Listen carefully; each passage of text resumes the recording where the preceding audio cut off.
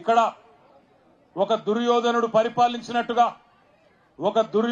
పరిపాలించినట్టుగా కౌరవుల రాజు దుర్యోధనుడు ఎట్లా అయితే దుర్మార్గాలు అరాచకాలు చేస్తా ఉంటాడో అట్లాగే మరి ఒక సంవత్సర కాలంగా ఇక్కడ ఒక కురుక్షేత్ర యుద్ధాన్ని తలపించే విధంగా ఇక్కడ జరుగుతున్న పోరాటంలో ఇక్కడ రేవంత్ రెడ్డికి ఆయన అరాచకాలకు ఎదురొడ్డి పోరాటం చేస్తున్న కొడంగల్ ఆడబిడ్డలకు అన్నదమ్ములందరికీ తల వంచి హృదయపూర్వకంగా నమస్కారం తెలియజేస్తా ఉన్నా.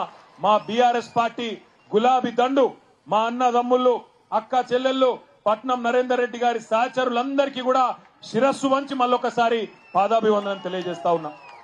సంవత్సర కాలంగా కొడంగల్లో ఒక కురుక్షేత్రం మాదిరిగా యుద్ధం నడుస్తా ఉన్నది. ఎందుకు 14 నెలల నుంచి మరి మీరందరూ ఆనాడు ఎంతో కొంత ఆశతోని మరి మా ఓడు ముఖ్యమంత్రి అయితే మా ఎమ్మెల్యే మా ప్రాంతం బాగుపడుతుందని చెప్పి ఓట్లేసి గెలిపించుకుంటే ఈ 14 నెలల్లో రేవంత్ రెడ్డి గారు ఎవరి కోసం పనిచేస్తున్నారో ఒక్కసారి ఆలోచన చేయండి. 14 నెలల పరిపాలన చూస్తా ఉంటే ఒక్క పని రైతుల కోసం చేసింది లేదు, ఒక్క పని మహిళల కోసం చేసింది లేదు, ఒక్క పని పెద్ద మనుషుల కోసం చేసింది లేదు, ఒక్క పని ఇక్కడ ఉండే యువత కోసం చేసింది లేదు.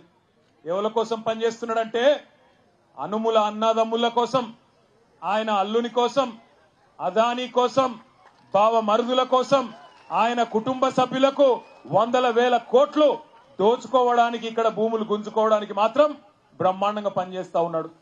నేను ఇక్కడ బయలుదేరి హైదరాబాద్ నుంచి పరిగి మీదుగా ఇక్కడికి వస్తా ఉంటే తుంకిమెట్ల కాడ మనోళ్ళు జెండా ఎగిరేపించిండ్రు. అక్కడ ఒక తమ్ముడు 2001 నుంచి ఉన్న ఒక తమ్ముడు చారి చచ్చిపోతే అక్కడ పోయి ఆ కుటుంబాన్ని పరామర్శించి కొంత ఆర్థిక సాయం చేసి ఇటు దిక్కు వస్తుంటే కోసిగి దాకా వచ్చేటప్పుడు మార్గ మధ్యంలో ఒక ఊరు ఎదురొచ్చింది. పేద బోర్డు పెట్టున్నది, లగచర్ల గ్రామ పరిధి ప్రారంభం, లగచర్ల గ్రామ పరిధి ప్రారంభం అని రాసున్నది.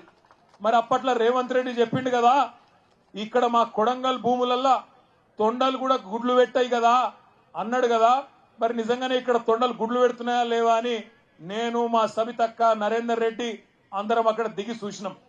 ఇప్పుడు మీరు కావాలంటే పోయేటప్పుడు మీరు కూడా చూడొచ్చు. లగచర్ల గ్రామ పరిధి ప్రారంభం అని బోర్డు ఉంది. బోర్డు పక్కకే భూముల నిండా పచ్చని వరి పంటలు బ్రహ్మాండంగా మొత్తం ఇక్కడికెళ్ళి అక్కడ దాకా విస్తరించున్నాయి. మరి నేను అనుకుంటే ముఖ్యమంత్రి ఉండేవాడని అబద్ధం చెప్తాడా? ముఖ్యమంత్రి ఉన్నోడు ఎవరన్నా అబద్ధం చెప్తారా? తొండలు గుడ్లు పెట్టాయి కొడంగల్ భూములల్లా అన్నాడు. పెడుతున్నాయా? మరి తొండలు గుడ్లు పెడుతున్నాయా కొడంగల్ భూములల్లా? పెడుతున్నాయా? పెడతలేవా? పంటలు వండుతున్నాయా? కొంటుండా ముఖ్యమంత్రి? పంటలు బోనస్ ఇస్తుండా? కందులు కొంటుండా? రైతు బంధు వడ్డదా? మొన్ననే చెప్పే కదా ముఖ్యమంత్రి అబద్ధం చెప్తాడా? మీరు అబద్ధం చెప్తురు. ముఖ్యమంత్రి కోసిగి వచ్చిండు. కోసిగొచ్చి ఏం చెప్పిండు? టకీ టకీ టకీ టకీ అట. మేము నిజమే అనుకుంటుమి. కోసిగిలా చెప్పిండు కదా, ఓట్లేసి గెలిపించిన వాళ్ళకి చెప్పిండు కదా, అబద్ధం చెప్తాడా అనుకున్నాను. టకీ టకీ మన పడతాయి అన్నాడు. టకీ లేదు, టుకీ లేదు, ఇప్పటిదాకా ఏది దిక్కులేదు. ఒక్కల కన్నా ఇక్కడ మొత్తం కొడంగల్లా రైతు బంధు పైసలు పడ్డోళ్ళు ఒకసారి శైలా పట్టురి. రైతు బంధు పైసలు పడ్డాయా? ఒకసారి పడనోళ్ళు శైలా పట్టండి. ఒక్కసారి వెనకకు తిప్పండి అమ్మా, కెమెరాలు వెనకకు తిప్పండి దయచేసి. జర మంచిగా శైలా పట్టురు. కెమెరాలు తిప్పురి తమ్మి. రైతు బంధు రానోళ్ళు చెయ్యూపురి అడ్డంకి ఇట్లా రాలేదు అని. రేవంత్ రెడ్డి కనబడుతుందా? రైతు బంధు రాలే. రుణమాఫీ కానోళ్ళు ఒక్కసారి శైలా పట్టు. రుణమాఫీ జరగనోళ్ళు జరగలేదా? కొడంగల్ కూడా స్పెషల్ గా వేస్తలేడా టకీ టకీమని? లేవా? ఎక్కడ ఇవ్వలకైపోయినా కొడంగల్ మందం నూకుతుండేమో వెనకకెళ్ళి అనుకున్నాను. లేదా అది కూడా బోనస్ పడ్డదా టకీ టకీ టకీమని? ఆడబిడ్డలకు 2500 వచ్చిందా టకీ టకీ టకీమని? రాలే. తులం బంగారం పడ్డదా టక్కు టక్కుమని? రాలే.